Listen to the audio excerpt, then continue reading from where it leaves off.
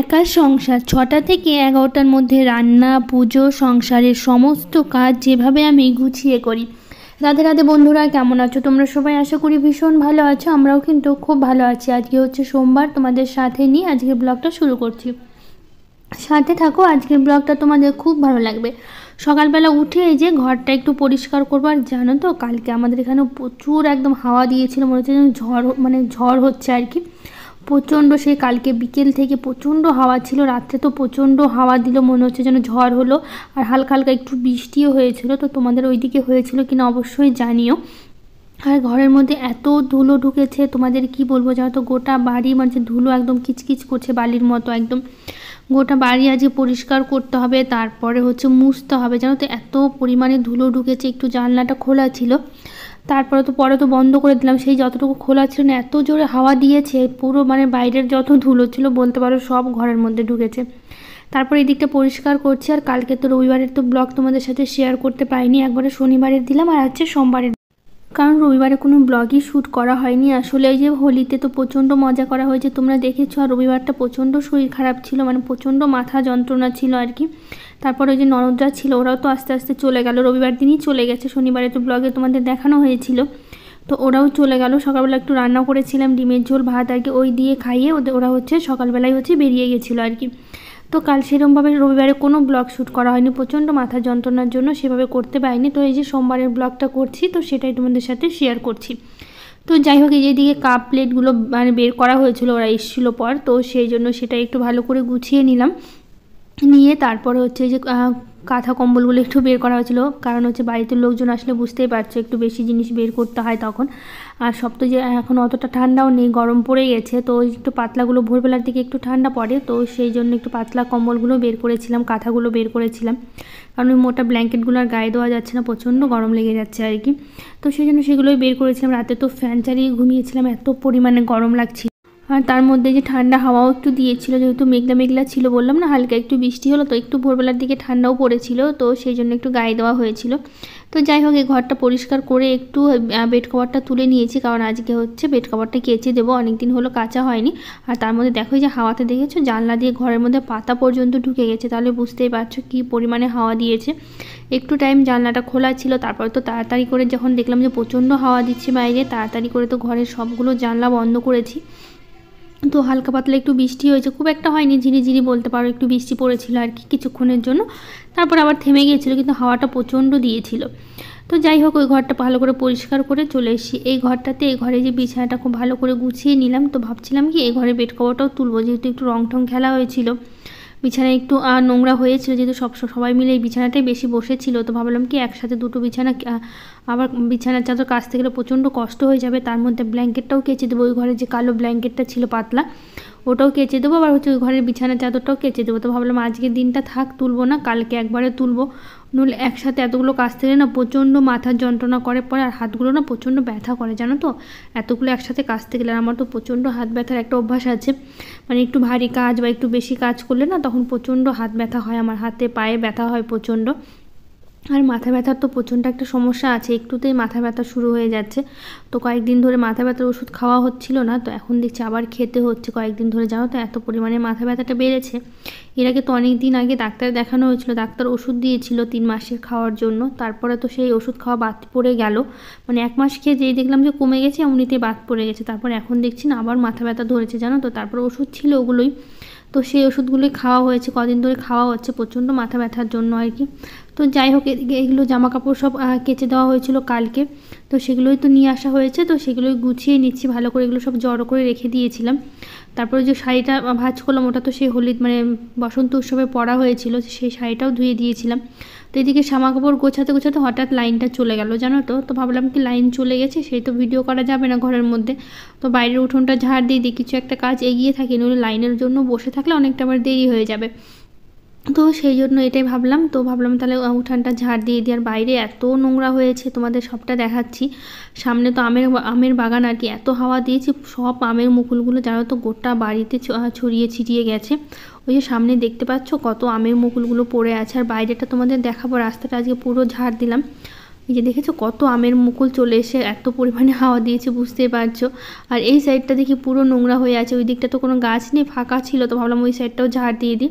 তো যত ঝাড় দিচ্ছি ততই তোমরা বুঝতে পারবে যে কী পরিমাণে হাওয়া দিয়েছে। দেখো পুরো বাগানটা আমের মুকুলে ভর্তি হয়ে গেছে। আর আমাদের শুধু বাড়ির সামনে রাস্তাটাই দেখো কী পরিমাণে পাতা পড়েছে, আমের পাতা আর আমের মুকুলে পুরো ভরে গেছে। তো প্রচণ্ড বাজে লাগছিলো দেখতে, নোংরা, এত নোংরা ভালোও লাগে না। তো ভাবলাম কি যে তাহলে ঝাড়টা দিয়ে দিই। তো সেই জন্য প্রতিদিনই তো গোটা রাস্তা ঝাড় দেওয়া হয়, আর আজকে এত নোংরা হয়েছে ঝাড় না দিলে চলবেই না, তো সেই জন্য ঝাড়টা দিয়েই দিলাম। তো ঝাড় দেওয়া শেষ করে চলে আসলাম আবার ঘরে। তো ঝাড় দেওয়া শেষ হওয়ার আগে লাইনটা চলে এসেছিলো, তো ভাবলাম অর্ধেক ঝাড় দিয়ে আবার কি চলে যাব, তা পুরোটা ঝাড় দিয়ে তারপরে হচ্ছে ঘরে যাই। তো সেই জন্য পুরো ঘরটা মানে উঠোনটা ঝাড় দিয়ে তারপরে আসলাম ঘরে।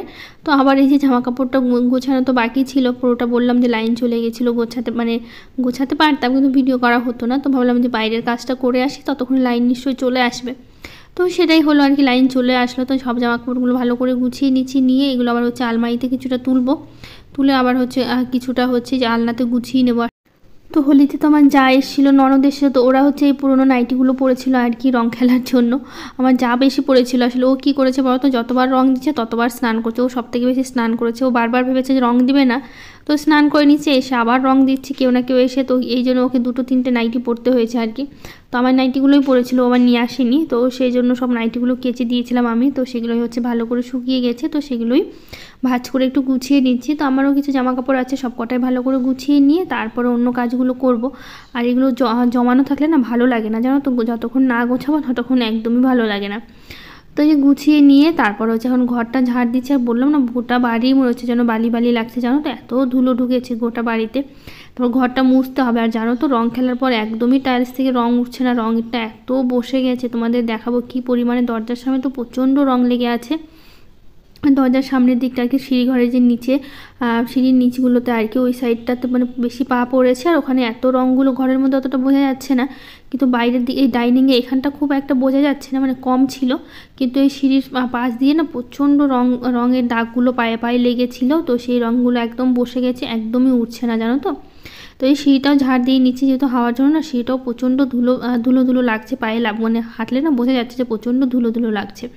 তো সেই জন্য ভাবলাম সিঁড়িটাও খুব ভালো করে ঝাড় দিয়ে দিই। তো দেখো নিচে, সিঁড়ির নিচে তোমরা টাইলসগুলো দেখতেই পাচ্ছ, রঙের দাগগুলো কিভাবে আছে, একদমই উঠছে না, জানো তো। তোমাদের কাছ থেকে দেখাচ্ছি তাহলে বুঝতে পারবে। তো সিঁড়িটা আগে ঝাড় দিয়ে দিই, তারপরে তোমাদের কাছ থেকে দেখাচ্ছি। যে দেখো রঙের দাগগুলো আসলে ক্যামেরায় খুব একটা বোঝা যাচ্ছে না, যতটা মানে তোমরা দেখতে পাচ্ছ তার থেকে কিন্তু অনেকটাই বেশি। আর রঙের দাগগুলো যেমন তো অনেকবার মুছা হয়েছে 2-3বার করে, তারপরেও না রঙের দাগগুলো উঠছে না, দেখো তোমরা একটু তাকিয়ে। তো ভাবছি কি আজকে অ্যাসিড দিয়ে মুছে দেখি কিভাবে উঠবে। তো তোমরা একটু জানিও তো কিভাবে রঙগুলো উঠলে মানে উঠবে আর কি, আমাকে একটু কমেন্ট করে জানিও। আসলে আমি না বুঝতে পারছি না, তো অ্যাসিড দিয়ে মুছে দেখবো উঠে কি না। তো না উঠলে তো বুঝতে পারছি না কীভাবে রঙগুলো তুলবে, এত খারাপ লাগছে দেখতে, জানো তো রঙগুলো। আর বাইরেই তো খেলা হলো, কিন্তু সবাই মিলে যে পায়ে পায়ে আমার দেওয়ারা এসেছিলো, ওরা সব বন্ধুরা মিলে কী করলো, ঘরের মধ্যে গিয়ে যে রঙগুলো ঢাললো, ওই থেকে হচ্ছে লেগে গেছিলো আর কি। তো যাই হোক এদিকে দেখো উঠোনটা তো ঝাড় দিয়ে দিয়েছিলাম, তো সেই জন্য নোংরাটা উঠিয়ে ফেলে দিলাম, দিয়ে তারপরে স্নান করে নিয়েছি। স্নান করে চলে আসলাম এই যে ঠাকুর ঘরে, এখন পুজো দেবো। পুজো দিয়ে তারপরে কিছুটা জামা কাপড়ও কাচা হয়েছে, ওই যে বেড কাপড়টা তুললাম ওটা, আর ব্ল্যাঙ্কেটটা ছিল ওই ঘরের কালো কালারের, তো ওই ব্ল্যাঙ্কেটটাও কেচে দিয়েছি, আর কয়েকটা সাথে জামা কাপড়ও কেচে দিয়েছি। তো সেগুলো না সব হচ্ছে রেখে দিয়েছি। তো ভাবলাম পুজোটা দিয়ে তারপরে যাব হচ্ছে জামা কাপড়টা মেলবো, আগে পুজোটা দেওয়া শেষ করি, তারপর তো এইদিকে ঠাকুর ঘরটা ভালো করে মুছে, আর তারপরে হচ্ছে ভালো করে যে ঠাকুরের বাসন মেজে ঠাকুরের আসন মুছে তারপরে পুজোটা শেষ করলাম।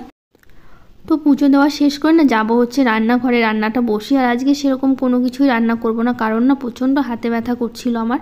তো ভাবলাম কি তাহলে ডাল আর আলু সেদ্ধ করেই রেখে দেবো, তো এই রান্না করব। তো সেই জন্য মুগ ডালটা করব। তো মুগ ডালটা যে প্রথমে ভালো করে ভেজে নিচ্ছি, মুগ ডালটা ভেজে তারপরে হচ্ছে ভাতের মধ্যে হচ্ছে আলু সেদ্ধটা বসিয়ে দেবো। তো এই হচ্ছে রান্না করবো আজকে, আর সেরকম রান্না করব না। তো ভাত আর ডালটা না বসিয়ে দিয়ে চলে যাব ছাদে কাপড় মেলতে। তো কাপড় মেলে ভাবছিলাম বসায়, তো ভাবলাম এদিকে তো বেশি রান্না কিছু করবো না, তো ডালটা আর হচ্ছে ভাতটা বসিয়ে দিই, তাহলে তার এদিকে সেদ্ধও হয়ে যাবে ততক্ষণে, আর ওইদিকে আমার কাপড় মেলাটাও হয়ে যাবে। তো সেটা ভেবেই আর কি আগে ভাতটা ডালটা বসিয়ে দিয়ে তারপরে চলে এসেছি ছাদে। এই যে দেখো 2 বালতি কাপড় নিয়ে এসেছি আর কি, অনেকগুলো কাপড়ই কেচে দিয়েছিলাম। আর ব্ল্যাঙ্কেটটাই তো 1 বালতি হয়ে যাচ্ছে আর কি, এত মোটা ব্ল্যাঙ্কেটটা ছিল আর কি। তো রীতা রোজ নাচাম চ্যানেল থেকে দিদিভাই বলেছে তোমার তুলসী মঞ্চের তুলসী গাছের যত্ন কিভাবে নাও, কত সুন্দর।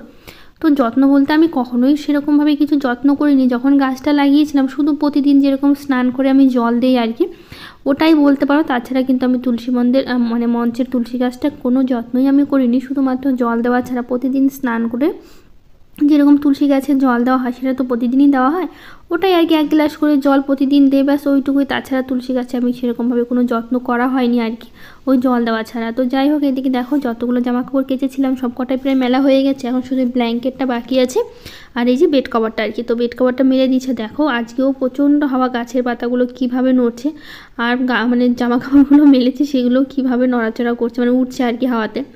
তাহলে বুঝতেই পারছো, কালকে তো প্রচণ্ড হাওয়া ছিল, আজকে তো আছে, আজকে কম আছে, কিন্তু কালকে তো বিকেলে প্রচণ্ড ঝড়ের মতো উঠেছিল আর কি। তো সেই জন্য এদিকে দেখো জামা কাপড়গুলো মোটামুটি মেলা হলো, আর ব্ল্যাঙ্কেটটাও দিয়ে দিয়েছিলাম। ব্ল্যাঙ্কেটটা না শুকিয়ে গিয়েছিলো জানো তো, যেহেতু খুব একটা মোটা নয় আবার খুব একটা পাতলাও নয় ব্ল্যাঙ্কেটটা, আর এই যে রোদও দিয়েছে আর তার মধ্যে হাওয়াও দিয়েছে প্রচণ্ড, তো সেই জন্য না একবারে শুকিয়ে গিয়েছিলো আর কি।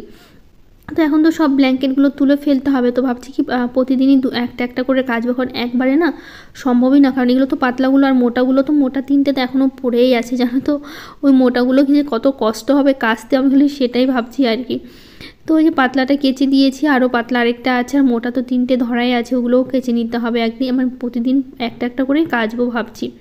তো ভাবছি কয়েকটা পাঁপড় ভাজি, কারণ বাবার না আবার আলু সেদ্ধ খেতে খুব একটা পছন্দ করে না ও, তো সেই জন্য ভাবলাম পাঁপড়টা ভেজে নিই, তারপর ওই তেলে হচ্ছে ডালটা ফোড়ন দিয়ে দেবো। তো পাঁপড়টা ভেজে এই যে মুগ ডালটা ফোড়ন দিয়ে দিলাম, ওই তেলের মধ্যেই আর কি, একটু তেল বেঁচেছিল তো ভাবলাম ওই তেলেই ফোড়নটা দিয়ে দিই। তারপরে এইদিকে রান্নাবাড়ি শেষ করলাম, আর আলু সেদ্ধটাও মেখে নিয়েছি, নিয়ে তারপরে যে চিকটা রান্নার পর বাসন হয়েছিল, আর খুব একটা বাসন হয়নি আজকে, যেহেতু আজকে রান্নাই তো বেশি হয়নি, তো বাসন কী করে হয় বলো তো। তো 2-4টা বাসন ছিল, সব কটা বাসন ভালো করে মেজে নিয়েছি, নিয়ে ধুয়ে নিলাম, নিয়ে তো এখন হচ্ছে যে ওভেনটা মুছে নিচ্ছি। ওভেনটা মুছে নিলে কাজ হয়ে যাবে, তারপরে বাবানের বাবাকে খেতে দেবো, ওরা তো স্কুলে যাবে আজকে। হোলির জন্য তো 2 দিন ছুটি, 3 দিন ছুটি পড়লো, শুক্রবার শনিবার আর রবিবার তো এমনি ছুটি পড়ছে, পরপর 3 দিন ছুটি ছিল, বাড়িতেই ছিল। তো আজকে থেকে আবার শুরু হলো স্কুল আর কি বাবানের পাপার। তো এখন এই যে রান্নাঘরটা খুব ভালো করে পরিষ্কার করে বাসনগুলো গুছিয়ে নেব, কয়েকটা বাসন জড়ো হয়ে আছে, তো বাসনগুলো গুছিয়ে নিয়ে তারপরে হচ্ছে ঘরটা খুব ভালো করে মুছে নেব। তো ওরা আবার স্কুলে যাবে, স্কুল থেকে ওদেরকে আবার রেডি করতে হবে, বাবানকে রেডি করাতে হবে, রেডি করানো বাকি আছে, বাবানের টিফিন রেডি করতে হবে। আর যে ডাল আলু সেদ্ধ করেছি তো খুব একটা সময় লাগেনি রান্না করতে, খুব তাড়াতাড়ি রান্না হয়ে গেছিলো আর কি। তো ওরাও বেরিয়ে গেল তাড়াতাড়ি করে, আর এইদিকে আমি ঘরটা মুছে সব কাজ শেষ করলাম আর কি। তো রান্নাঘরটা একটু ভালো করে মুছে নেব, আগে হচ্ছে এদিকে বাসনগুলো গুছিয়ে নিই। তো বাসনগুলো গুছিয়ে নেওয়ার পর এখন এই যে রান্নাঘরটা খুব ভালো করে মুছে নিচ্ছি। তো সোনালী দাস অফিসিয়াল থেকে দিদিভাই বলেছে অনেক সুন্দর হয়েছে দিদিভাই ভিডিওটা, সত্যি দিদি তোমার ভিডিওগুলো খুব সুন্দর হয়। দিদিভাই থ্যাংক ইউ দিদিভাই, অনেক অনেক ভালোবাসা, এভাবেই সুন্দর সুন্দর কমেন্ট করো আর পাশে থেকো। তো এই রান্নাঘরটা পরিষ্কার করার পর তারপরে যে এখন এই যে রান্নার পর যে ডাল তরকারিগুলো ছিল ওগুলো একটু ভালো করে গুছিয়ে নিচ্ছি। এই সাইডটা খুব ভালো করে মুছে নিলাম, এগুলো সব ওভেনের ওপর রেখেছিলাম, দিয়ে তারপর হচ্ছে মুছে নিলাম। তো এদিকে দেখো বাবানকে রেডি করে দিয়েছি, এদিকে খাওয়া দাওয়া কিন্তু আমাদের সবার হয়ে গেছে, খাওয়া দাওয়া শেষ করলাম। তারপরে যে বাবান তো রেডি হয়ে বসে আছে, বাবানের পাপা এখনও রেডি হচ্ছে আর কি, বেরোয়নি আর কি। তো ভাবলাম কি তো আমি আর বাবান একটু বসে বসে গল্প করা যাক, তো সেই জন্য আমি আর বাবান বসে বসে না এই যে গল্প করছিলাম আর কি, আর ভাবলাম একটু ভিডিও করা যাক। তো বাবান এই যে রেডি হয়ে বসে আছে, তো ও শুধুমাত্র যে আমার গালে যে বলে যে তোমার গালে গর্ত হয়ে যায় সেটাই সবসময় বলতে থাকে। তো যাই হোক এদিকে দেখো বাবানের পাপার দেরি হচ্ছে দেখে ও আবার কী করছে, সাইকেল চালাচ্ছে আর বলছে আমাকে কবে একটা বড় সাইকেল কিনে দেবা। এটা খুব ছোটোবেলায় ওকে কিনে দেওয়া হয়েছিল, আসলে সাইকেলটা ওর জন্য ওর হিসেবে ছোট হয়ে গেছে আর কি প্রচণ্ড। তো সেই জন্য সবসময় বলতে থাকে কবে আমাকে একটা বড় সাইকেল কিনে দেবে। তো ভাবছি একটা কিনে দিতে হবে, এখন না হয়তো কিছুদিন পরে একটা কিনে দিতে হবে। সাইকেলটাও ছোট হয়ে গেছে, চালাতে প্রচণ্ড অসুবিধা হয়, তো ভাবছি একটা বড় সাইকেল কিনে দেবো ওকে। তো যাই হোক এরা এখন স্কুলে বেরিয়ে যাচ্ছে, তো বাবানকে টাটা করে ওরাও বেরিয়ে গেল। তো ভাবলাম যে ঘরটা এবার তাহলে মুছে নিই, যেটুকু বাকি আছে কাজ, এটাই কাজ বাকি আছে, সব কাজ তো হয়ে গেছে, রান্না খাওয়া পুজো ঘর বাড়ি পরিষ্কার করা বলতে পারো সবই তো হয়ে গেল। তো নীলেন্দু প্রিয়াঙ্কা চ্যানেল থেকে দিদিভাই বলেছে আজ তোমার ভিডিও প্রথম দেখলাম, খুব ভালো লাগলো, থ্যাংক ইউ দিদিভাই, অনেক অনেক ভালোবাসা তোমাকে। পূজা দাস দিদিভাই বলেছে দিদি তোমার সিলিন্ডার 1 মাস যায়, আমাকে একটু প্লিজ বলো। তো আমার 1 মাস যায় না, আমার 2 মাস যায়, 2 মাস বলতে পারো, কখনো 1.5 মাস আর কি, যেরকম রান্না হয় সেরকম যায়, কিন্তু বেশিরভাগ আমার 2 মাসের মতোই, 2 মাসের কাছাকাছিই যায় আর কি। ধরো 1 মাস 20 দিন 25 দিন চলে যায়, কখনো 2 মাসও চলে যায়, বলা যায় না আর কি। তো প্রিয়াঙ্কা লাইফস্টাইল থেকে দিদিভাই বলেছে খুব সুন্দর একটা ভিডিও দিদিভাই, পরিবারের সবাইকে নিয়ে ভালো থেকো, থ্যাংক ইউ দিদিভাই, অনেক অনেক ভালোবাসা, এভাবে পাশে থেকো। আর আগের দিন ব্লগে আরও কিছু দিদিভাই কমেন্ট করেছে, কবিতা, সমৃদ্ধি, সাক্ষী, টেকসোনা, রিনা ব্লক, মামুনি রায়, লক্ষ্মী কুণ্ডু, তৃষ্ণা পাত্র, তৃপ্তি দাস, ডেলি ব্লক, দীপশিখা, অমৃতা হাজরা, শুভশ্রী, সমাপ্তি, শ্রেয়সী ব্লক, সমানা ব্লক, বিজয়া মাহাতো। সবাইকে থ্যাংক ইউ, অনেক অনেক ভালোবাসা যারা যারা সুন্দর সুন্দর কমেন্ট করেছো আর পাশে থেকেছো। তো এইদিকে দেখো অ্যাসিড দিয়ে না পুরো রঙটা ওঠানোর চেষ্টা করলাম, কিন্তু না কিছু কিছু না থেকেই গেছে জানো তো, এখনও পর্যন্ত পুরো কিন্তু মানে পুরো পরিষ্কার একদমই হয়নি। মোছার সময় মনে হলো যেন উঠে গেছে, কিন্তু পরে যখন শুকিয়ে গেল না তখন দেখছি না হালকা হালকা রঙটা রয়ে গেছে। তো তোমরা আমাকে একটু জানিও যে কীভাবে টাইলসের মানে রঙগুলো আমি তুলতে পারবো আর কি। প্রচণ্ড খারাপ লাগছে দেখতে সত্যি বলতে। তো যাই হোক, এখন আর কি করা যাবে, এখন রং খেলা আছে তখন তো বুঝতে পারিনি, কিন্তু পরে তো এখন খারাপ লাগছে প্রচণ্ড দেখে আর কি। তো যাই হোক, আজকের ব্লগটা আর বড় করবো না, এখানেই শেষ করবো। ভালো লাগলে পাশে থেকো আর এভাবে হচ্ছে সাথে থেকো। দেখা হবে নতুন একটা ব্লগ।